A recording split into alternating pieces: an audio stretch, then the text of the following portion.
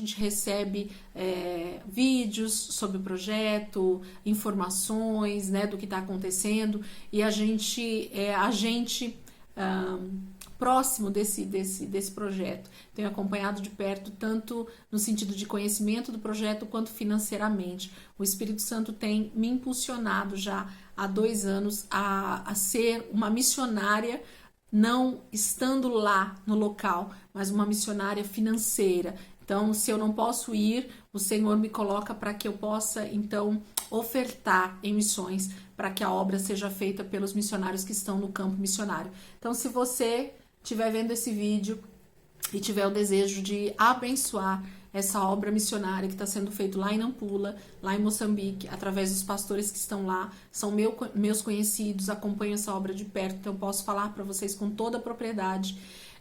Vocês podem me chamar também pelo e-mail, que eu passo os dados do projeto, falo sobre ele. Quem quiser acompanhar lá nas redes sociais também eu coloco lá para vocês os links, para que vocês possam então abençoar. A caneca é linda, tem outras artes inclusive que podem ser feitas com seu nome, com logotipo, do jeito que você quiser fazer, você vai estar abençoando essa obra missionária, tá bom? Bora lá voltar para nossa aula. Então, a gente está falando sobre o resgate, né, a redenção que através de Jesus, através da cruz, ele pôde fazer por mim e por você, que está lá em Efésios 1, 7 e 8. Eu quero ler com você também Apocalipse 5, 9 e 10, que vai falar sobre essa compra também, dessa compra feita, né, por Jesus lá na cruz. Apocalipse 5, 9 e 10. Apocalipse 5, 9 e 10. Eu marquei aqui, ficou mais rápido para abrir agora. Então diz assim: e eles cantavam um cântico novo. Tu és digno de receber o livro e de abrir os seus selos, pois foste morto e com o teu sangue compraste para Deus gente de toda tribo, língua, povo e nação. E tu os constituíste reino e sacerdotes para o nosso Deus, e eles reinarão sobre a terra. Glória a Deus. Essa palavra ela é fantástica. Quando aqui João, né, está tendo a revelação do Apocalipse e ele diz essas palavras, até através, a palavra está dizendo que eles cantavam isso e eles declaravam então que Jesus tinha sido morto, mas através desse sacrifício, dessa morte, ele pôde comprar muitos homens, uma humanidade para Deus, de todos os povos, de todas as tribos, de todas as nações. Calhou até com a questão lá de Nampula, de Moçambique, né? Então Deus deseja, queridos, alcançar todo tipo de nação, tribo e povos, né, através do evangelho. A compra, o resgate foi feito por mim, por você e todas as nações da terra. Então não está restrito a um local, a uma região. Algumas pessoas dizem, né, que só está lá para os judeus a salvação. Não, a palavra de Deus ela é muito clara quando diz que todos os povos, tribos, línguas e nações, Deus os comprou através do seu sangue. Basta que nós, eu e você, reconheçamos esse sacrifício da cruz e através disso há um novo nascimento e eu posso então ter comunhão novamente com meu Pai Celestial, com o próprio Deus. Amém? Eu quero falar para vocês agora um pouquinho sobre essa questão da redenção. Essa palavra, ela parece um pouquinho estranha para nós no que diz respeito ao português, porque você pode dizer assim para mim, Elisângela, o que é comprar uma propriedade, né, para nós hoje? O que significa Deus ter comprado novamente, Deus ter comprado para si novamente essa propriedade que era dele, né? O que isso quer dizer? Então, assim, no contexto, para os nossos tempos, para o século XXI, essa palavra até parece um pouco estranha, né? A palavra redenção.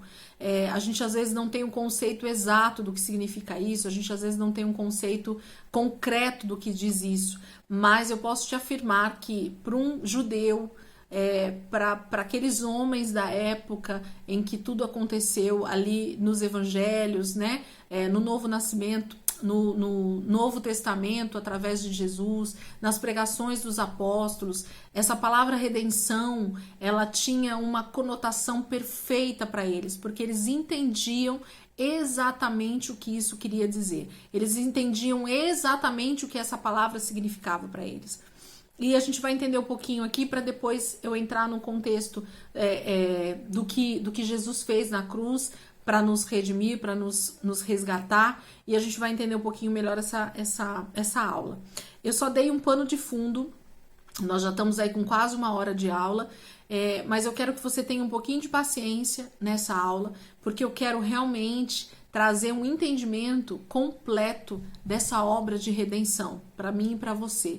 Então eu não quero só te dar o significado dessas 3 palavras, mas eu quero te mostrar dentro da palavra como é que isso aconteceu na verdade, como é que isso aconteceu na íntegra, né? E olhar para a palavra de Deus e entender esse sacrifício é fantástico, ok? Então, primeiro, a palavra redenção. O que significava essa palavra redenção para os tempos tanto do Velho Testamento quanto do próprio Novo Testamento? Porque eles entendiam muito bem isso, né? Então, a gente entender essa questão traz um entendimento melhor para nós. Como eu já falei, redenção significa comprar uma propriedade de volta, né? Resgatar uma propriedade, o resgate de uma propriedade. Então, para o judeu no Velho Testamento, ele tinha um entendimento disso, porque isso era muito comum entre eles, né? Que isso acontecesse. Então, o pastor Luciano Subirá traz um exemplo sobre isso que eu gosto muito, e foi a forma que eu mais entendi esse ensino a respeito de redenção. Ele traz essa ilustração para que a gente possa entender. Então, eu vou contar uma história aqui para que vocês entendam da mesma forma que eu entendi o que é a redenção. Então, vamos imaginar que nós temos numa história 3 personagens, ok? Então, eu vou colocar primeiro o primeiro personagem, por exemplo, o José, né? O José é alguém que tem uma propriedade onde ele pode fazer a plantação de várias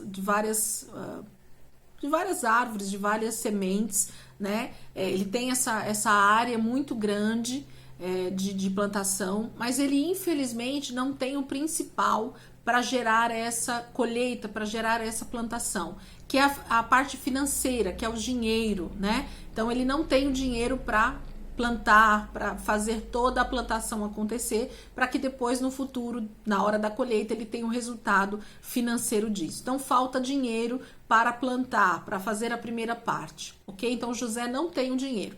Eu vou até anotar aqui para não esquecer o nome da pessoa. Então o José não tem o dinheiro para plantar, mas ele sabe que um amigo, por exemplo, tem o dinheiro para isso. Ele é um ótimo, ele é muito econômico, né? Ele guarda dinheiro, ele tem dinheiro lá guardado na poupança, no banco ou em qualquer outro lugar da época, lá no Velho Testamento, que a gente não sabe onde. Mas ele tinha dinheiro. Então vamos colocar o nome desse outro de Isaac, ok? Então o Isaac, ele tem um dinheiro lá guardado, umas economias, né, guardadas. E o José sabe disso, né? O José sabe que esse amigo Isaac tem o dinheiro. Então ele chega para o Isaac e diz para o Isaac assim: Isaac, por favor, será que você pode me emprestar, né, um dinheiro para que eu possa fazer uma plantação? Porque eu sei que esse ano nós vamos ter uma boa colheita por causa da situação da temperatura, né? Tá tudo sendo bom para uma boa colheita, né? Então eu tô tentando achar aqui as palavras e às vezes as palavras somem, né? Então assim, eu sei que esse ano a colheita, por exemplo, de milho vai ser fantástica por causa da temperatura, da atmosfera, de tudo. Então o milho vai ser a plantação do ano, ok? Então nós vamos ter uma ótima colheita e vamos ter ótimos resultados. Só que eu, Isaac, não tenho dinheiro para comprar todos os grãos e para investir no adubo, em tudo que eu preciso para fazer essa plantação. Mas eu tenho uma boa terra, eu tenho uma ótima terra para plantar tudo isso, para fazer uma grande colheita. Então, será que você pode me emprestar o dinheiro? Ou será que você pode ser meu sócio nesse negócio? E o Isaac, temendo essa atitude do José, diz assim: não, ser seu sócio não. Mas então eu vou te emprestar esse dinheiro a juros, né? Eu vou te emprestar esse dinheiro para que você então faça a plantação, depois que você plantar, você colha os grãos e no momento que você vender, então você me devolve esse dinheiro com juros e correção monetárias e você vai ter aí o seu lucro também, já que você está dizendo que vai ser ótima essa colheita desse ano, ok? Então, o Isaac empresta, por exemplo, vou dar um exemplo financeiro aqui para que a gente possa entender essa questão de R$1 milhão, ok? Então, o Isaac tem lá guardado R$1 milhão e ele empresta esse R$1 milhão para o José, para fazer essa plantação de milho. O José vai lá, todo empolgado, e ele faz a plantação realmente dos grãos, compra tudo, põe adubo, né? Até faz outras coisas para melhorar essa questão, mas infelizmente, no momento que ele termina essa plantação, há uma reviravolta na temperatura, no ecossistema, e tudo acontece de ruim, e não há chuva, e não há sol, e parece que tudo culmina para dar errado para o José, e realmente essa plantação não flui. Essa plantação vai de mal a pior e ele não tem sequer uma espiga de milho nos pés, seca-se tudo, ele não tem colheita, ele não tem resultado dessa plantação. Imagine você aí na sua cabeça tendo pegado um empréstimo de R$1 milhão para uma plantação de milho em que você tinha certeza, segundo os economistas, segundo os meteorologistas, segundo todo mundo, de que isso ia ser maravilhoso, mas infelizmente acontece alguma coisa no ecossistema e tudo culmina para o contrário, e você tem a perda de tudo que você investiu ali na sua plantação, de tudo que você investiu na sua terra para ter essa colheita rentável. E aí, no momento em que tudo isso acontece, o José volta, vai para o Isaac, né, para a pessoa que emprestou o dinheiro para ele, e diz assim: Isaac, você viu o que aconteceu, não viu? Você viu que eu plantei, você viu que eu, né, reguei, mas nada aconteceu. Infelizmente, nós tivemos todo esse problema e não houve colheita, não houve rentabilidade. O que é que eu faço agora? Né? O José fica sem saber o que fazer, porque ele tem uma dívida que infelizmente não é só de R$1 milhão, porque agora isso começa a correr juros e correção monetárias, ok? Ele tem essa dívida que ele não vai conseguir pagar, nem R$1 milhão, que dirá os juros e a correção monetária. E o Isaac, por sua vez, é a pessoa que emprestou o dinheiro, ok? E ele diz assim: José, infelizmente eu não vou ficar no prejuízo, você me desculpa, mas você me disse que você conseguiria me devolver esse dinheiro, a juros inclusive, que eu ia ter rentabilidade com esse dinheiro, eu te emprestei, eram minhas economias, e agora você vai ter que me pagar de um jeito ou de outro. O José, por sua vez, no desespero, mas mesmo assim sabendo que ele realmente fez a dívida, ele diz pro Isaac que ele vai pagar, e ele começa a vender tudo que ele tem. Então ele começa a vender os bens que ele tem, a terra, a casa, talvez ele tinha outras propriedades, ele começa a vender tudo isso, e mesmo com a venda de tudo isso, por exemplo, desse R$1 milhão, ele consegue R$200 mil em bens, e ele devolve esse dinheiro, esses R$200 mil pro Isaac. Mas o Isaac diz assim: José, não foi R$200 mil que eu te emprestei, foram R$1 milhão e ainda já está correndo juros, então isso, a dívida já aumentou, porque você demorou já tanto tempo para me pagar, ok? Então lembrando que a sua dívida já cresceu. Com esses R$200 mil que você me pagou aqui agora, não refrescou nada. E o José se desespera porque ele diz assim: Isaac, eu não tenho mais nada. Eu não posso te pagar isso, eu não tenho de onde tirar esse dinheiro. E o Isaac diz assim: ok, você está me dizendo que não tem como pagar a dívida, você está me dizendo que já não tem mais bens para vender, para talvez quitar essa dívida. A única maneira de você fazer isso, então, é sendo meu escravo. Você agora vai trabalhar para mim. Você e toda a sua família vão trabalhar para mim. Vocês vão ser meus escravos, até que trabalhando você pague toda a sua dívida.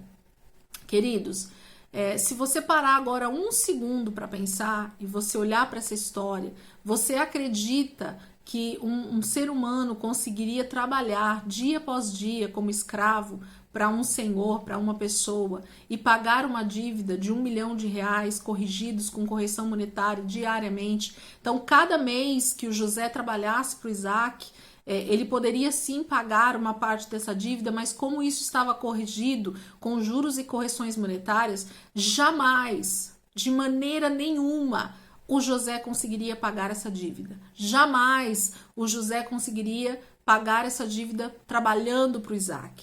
Então, mesmo que ele, toda a sua família, esposa, filhos e quantas pessoas ele tivesse na sua família trabalhando para o Isaac, seria impossível que ele conseguisse pagar essa dívida, ok? Porém, o José tinha um tio muito rico chamado Manuel. Nossa, lá em Israel não tem Manuel, né? Mas vamos criar o nome aqui só para a gente conseguir terminar a história. Mas o José tinha um tio chamado Manuel, que era um homem muito rico da época, mas que o José não quis pedir esse dinheiro na época para o Manuel, por vergonha, ou por achar, ou talvez o Manuel nem emprestaria esse dinheiro, né? Porque talvez o Manuel fosse um tio que entendia mais as coisas, e o José decidiu pegar então com o Isaac o dinheiro e não com o Manuel, certo? Mas o Manuel olha e vê essa situação, esse tio olha e vê essa situação em que seu sobrinho está passando por esse problema com esse credor, com o Isaac. E ele percebe que ele já perdeu todos os seus bens, que ele perdeu tudo que ele tinha e que, por fim, ele ainda se tornou escravo do Isaac, ele e toda a sua família. Então, Manuel olha para essa situação e ele desacredita, ele fica chateado, ele fica triste, ele fica amargurado, ele fica pensando nessa situação, ele diz assim, mas meu sobrinho, né, o pai dele talvez não estava mais vivo, porque se estivesse vivo talvez a dor seria ainda maior, então vamos citar esse tio para que a gente possa entender isso melhor. Então o Manuel olha e diz assim, se meu irmão tivesse vivo, ele não admitiria uma situação dessa, ele não ia aceitar uma situação dessa com o filho, perder tudo e se tornar escravo de uma outra pessoa. E o Manuel vai pensando dia após dia, aquilo está remoendo o Manuel. E o Manuel então decide ir conversar com o Isaac, com a pessoa para quem o José está trabalhando. E ele chega para o Isaac e pergunta para o Isaac, Isaac, qual é a dívida que o meu sobrinho tem com você? Qual é a dívida que o José tem com você? E o Isaac, muito esperto, imaginando já que o Manuel vai pagar a dívida, ele diz assim, olha, quando ele pegou o dinheiro emprestado, era R$1 milhão, mas com juros e correções monetárias, que já tem alguns meses que ele já está devendo esse dinheiro para mim, isso foi corrigido, eu não vou sair perdendo nessa história, isso já se tornou R$2 milhões, certo? Então hoje a dívida do seu sobrinho é R$2 milhões. E o Manuel, sentindo a dor do seu sobrinho de ser escravo com toda a sua família, de saber que ele vai morrer trabalhando para o Isaac e nunca vai conseguir pagar essa dívida, ele diz assim, tendo condições, o Manuel tem condições de pagar essa dívida, ele chega para o Isaac e diz assim, eu vou pagar a dívida do meu sobrinho. Eu vou pagar os R$2 milhões pelo meu sobrinho. E ele tira o dinheiro do bolso e ele paga a dívida do José para o Isaac. Ele chega para o Isaac, tira os 2 milhões e paga a dívida do José. Consequentemente, essa dívida está paga. Não está paga? Está paga. O José está livre para ir embora com o seu tio junto com a sua família, ok? Só que segundo a lei lá de Israel, por isso que eu falei para vocês que eles entendiam muito bem essa questão da redenção, para um judeu, para uma pessoa lá do Velho Testamento, que eles viviam essas situações e eles sabiam exatamente o que significava essa palavra redenção, porque eles viviam essas situações.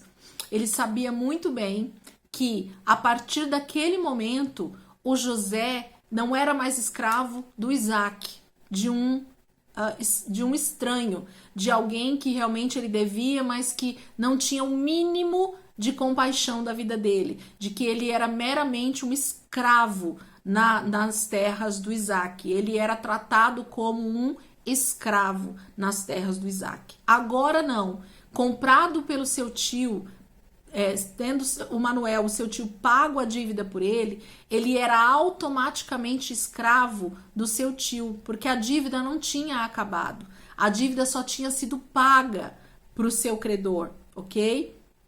Pelo seu tio. Então, o tio tinha pago a dívida, mas o José continuava devendo esse valor. E agora não mais 1 milhão, mas 2 milhões de reais para o seu tio Manuel, ok? Só que tinha uma diferença que o judeu entendia muito bem sobre essa questão da redenção, ok? O que o tio estava fazendo era comprando toda a propriedade do José de volta. Então, tudo que o José tinha dado para o Isaac como parte do pagamento era resgatado, era trazido de volta pro Manuel agora, porque ele tinha comprado essa dívida, ele tinha pago essa dívida, na verdade, para o José. Então, passava a ser tudo do Manuel, inclusive o José, o seu sobrinho, e a sua família também passavam a ser escravos do seu Manuel, porque ele tinha pago a dívida. Então ele se tornava escravo do tio. Só que qual era a diferença para o povo judeu nesse caso? E por que geralmente isso acontecia, essa compra acontecia através de um parente próximo? Porque justamente a diferença estava em que essa pessoa que pagava a dívida por mim que estava devendo, que era um parente próximo, já não me trataria simplesmente como um escravo, mas me trataria como alguém da sua casa, da sua família. O José passaria a ser, sim, um escravo do Manuel, mas não simplesmente um escravo, mas um escravo que ia ser muito bem tratado porque fazia parte da família.